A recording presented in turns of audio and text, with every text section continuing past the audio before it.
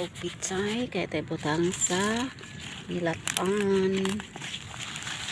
Ano siyang iton? O baga na kayo siya. Baga na kayo siya. Ito na siyang ibutang sa nilatan. Okay rin eh. Tsaka sibuyas. So ito na.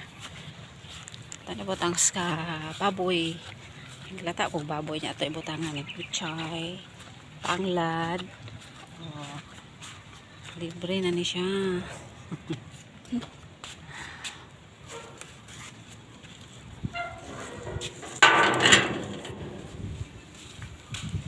Ito siya. Nari ko yung nakuha ang kapayas. Kaya maari yung amiga ni ma'am. Kaya mangayo ko na siya kapayas. Nga gulang o kanin. Maghilinog na siya. Tsaka ato ni ipasulod kaya ato ni siyang ibutang sa nilalatan nga baboy. Okay guys, thank you for watching. Bye.